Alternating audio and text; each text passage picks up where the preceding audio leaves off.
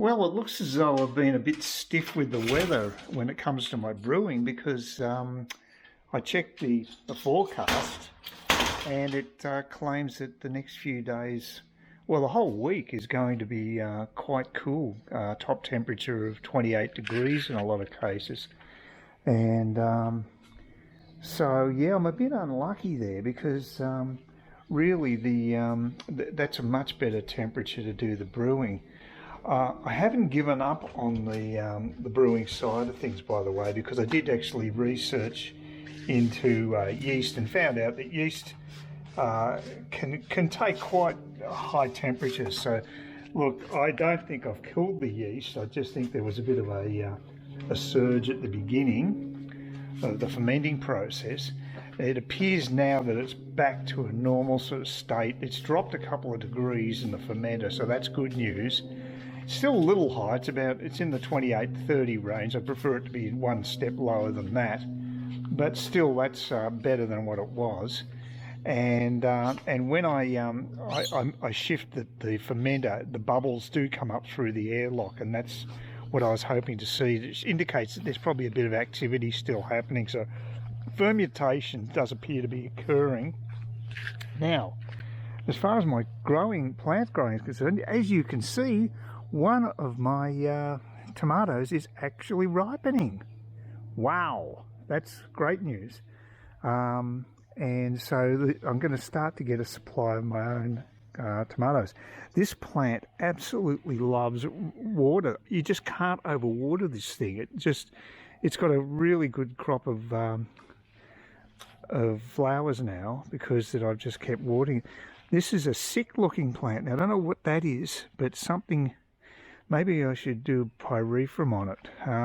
It could be a fungus, could be something with that particular tomato plant's not doing so well. So the capsicum on the other plant there, the one that's growing a number of capsicums, is actually now about the same size as the one that was leading the pack.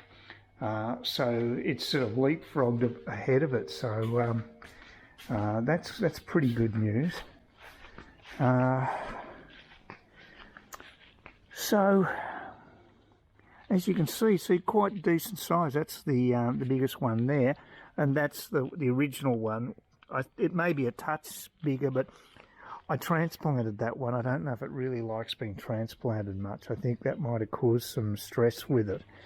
I've done the same with that one, and I think maybe it hasn't recovered. This one was just put in the big pot. One thing I've learned about growing capsicums is give them a big pot to grow in, and they seem to like growing together. There's 3 plants in that one, and they seem to be doing really well. So I think some plants do well when they're growing with their cousins. So yeah, and it's a bit of an overcast day. See, I've got my neighbours parked their cars. You can just see straight into their driveway. That's why I want the soursop's starting to grow though. There's quite a bit of vegetation there. So once that spreads its leaves, I'll have more privacy. And the other plants are doing really well. That's the banana plant right ahead there. That's really taking off. Now, they might bear some fruit. It's a decent size, so you just never know. I don't know how long a banana plant takes before it actually is big enough to fruit, but I guess I'll find out. I'm a bit breathy. I was going to go down to Smithfield today. I've already ordered gin there to pick up from Dan Murphy. The price of the gin keeps creeping up and up and up. It's about $3 more than it was when you order it online compared to what it was a month or two ago. And I guess we've all got to get used to that. It's just the fact of life that basically the supply chains are stuffed and things are going to cost more. So this is my my plum. It's doing extremely well. This is really growing well. I mean, this is what I was told at the nursery, at Branch's nursery. They said it was a quick grower, and they were dead right. And these are flowers growing down the bottom there. They're also doing well, but they haven't flowered yet. But that's a variety of different flowers. And I don't know if I'm getting any new growth at all from this lemon here, but it doesn't seem to be doing much. It looks healthy, but it's just not doing much, whereas the Tahitian lime is doing brilliantly. I mean, look at that new growth there. Isn't that fantastic? It's, mind you, it doesn't have any fruit, so it's, whereas the lemon tree hopefully will, those lemons will start yellowing at some stage, and I'll be able to pick them. But I guess it's just taking a bit of time to settle in. I don't know. So that's basically the update. I really want to do a little fern garden here. I've got to prepare a bed for it and transplant the pots, the tree ferns, into pots, out of the pots into the soil.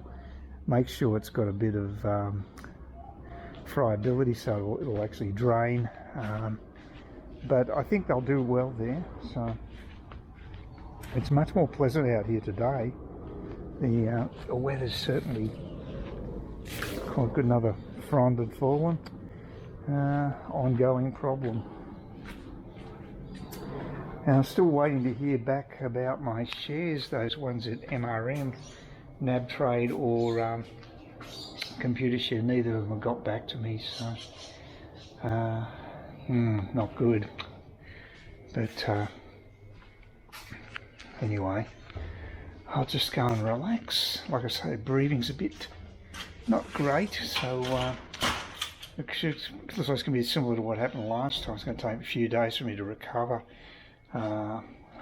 So just the way it is, unfortunately. Well, it's Saturday morning, just before 10 o'clock. I'm going to get the bus in. This is the first time I've taken the bus on the weekend since moving up here. I did it when I was looking for a house because inspections were on weekends. But there's only a bus every hour, but I should have about 50 minutes or so to do my shopping. I don't know if I even bother with Bunnings because the tap doesn't seem to be leaking now in the kitchen, so that's good. Maybe just the washer's got the the filter I put on the end of the tap is actually now constricting the flow a bit for some reason. Maybe there's debris that's collected and the flow of water isn't as great, so that's not an issue. I do want to get a bathroom mat from Bunnings though. It's actually made out of wood, so it's wooden slats, and they're $15, so they're quite reasonably priced. But I might do that on Thursday when there's more buses running, because I've got to go and get the second jab on Thursday. So yeah, I'll be using the bus a couple of times. So I've been a bit isolated. I've finally got a clarification on the shares too. I was very confused by what happened to the shares that were sold on my behalf without me actually doing anything, asking.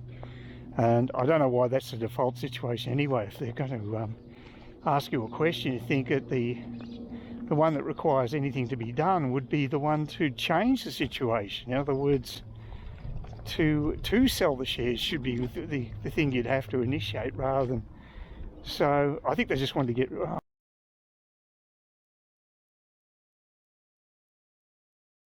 Well, I'm at the Majestic bus stop at Smithfield Shopping Centre, waiting to go back to beautiful Kawara Beach. The bus turned up really early. I mean, that's very rare. I mean, it was before they should have even left from the shops at Kawara Beach, so no wonder I was on the hop. There's a woman just waiting with a, what's that, a purple hair or whatever she got. It's got a lift from someone. So I got the place to myself at the moment, but so I got everything I really need to get done. Picked up my gin, and I got the shopping at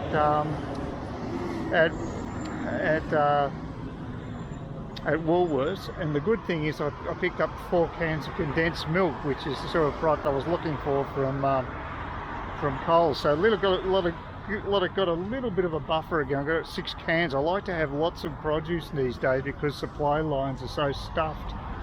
So yeah, You just can't take anything for granted. I was talking to a woman in the checkout. She said she paid $3,000 for hotel quarantine because she took a trip down to Melbourne recently. Just crazy. And the other thing is, I got actually, I sent a reply to one of the Thaiger videos, complaining about how confusing everything is with Thailand, with what's required of tourists to travel there.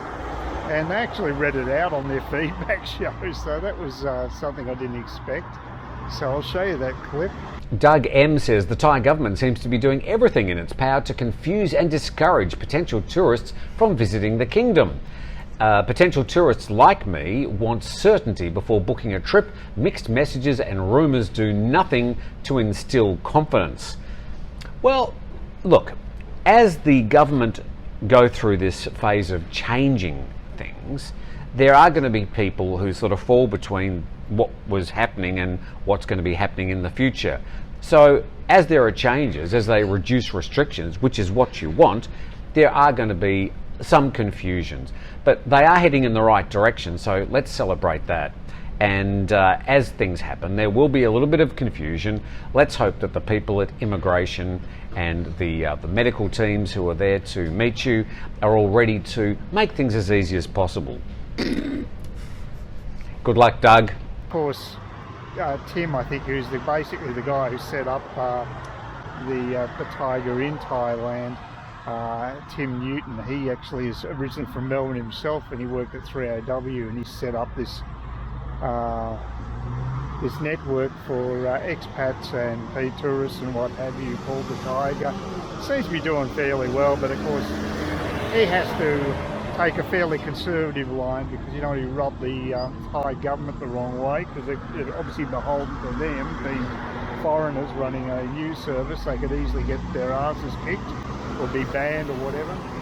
So I can understand the pressure they're under, but I don't agree with his policy on his attitude to vaccines, just thinking that the science is settled, and it's not.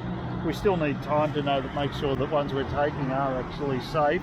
There is a risk element involved with virtually everything, and the normal protocols are being sidelined to get this out quickly, basically, and so I think that safety is being compromised to some degree. Only to a small degree, hopefully. I'm not an anti-vaxxer. Anyway, it's been quite a busy day. The bus was very busy coming up here, so I was surprised how many passengers got on. It's a nice day, not a cloud in the sky, about 28 degrees. Like I say, I'm a bit stiff with my brewing. If I'd only put it off for a week, I think I would have been in a lot safer position, but hopefully it's drinkable.